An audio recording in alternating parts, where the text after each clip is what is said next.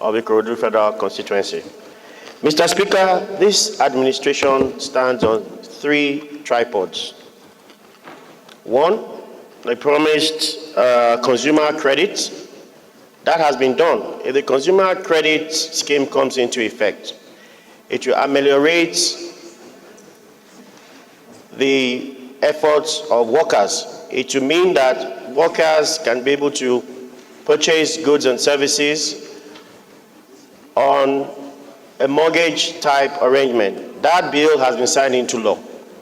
Its implementation is coming on stream very soon. The law will pass with the speed of light. Second of all, the student loan bill has come into effect. It is also to ameliorate the stress on workers and on students. The third one, which the government knows that it has to do, is the living wage that we are debating about.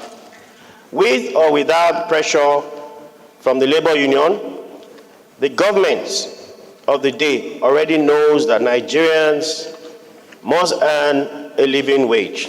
However, what I frown against is the shutting down of essential services as espoused by all the members that have spoken. This has consequences under the Criminal Justice Act. The government has been benevolent in not evoking those consequences. I agree, sir, that arriving at a minimum wage must also take cognizance of the organized private sector. If today we agree that the minimum wage is 70,000 naira per month, 13% of the beneficiaries will be civil servants, both in states and in the federal sector.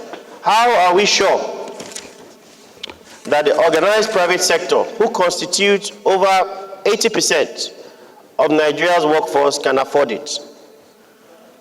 So it is not as easy as sitting down and signing a bill. We need to do proper research. We need to involve the organized private sector. The organized private sector have a lot of SMEs. SMEs are the catalyst for economic growth. So it is not just pressurizing the government to pay 100,000, 500,000. It may be detrimental to the interests of Nigerians in the future. I always like to propose that minimum wage issue should not be an exclusive list issue. It should be a concurrent list. Some states can even pay higher than the minimum wage. As we speak today, I hear Edo State pays over 70,000 for his workforce. Lagos pays over 75,000 to his workforce. Some states cannot even afford to pay that. Why legislate a standard amount for each state? It may be detrimental to our affairs. Thank you, Mr. Speaker, for yielding the floor to me.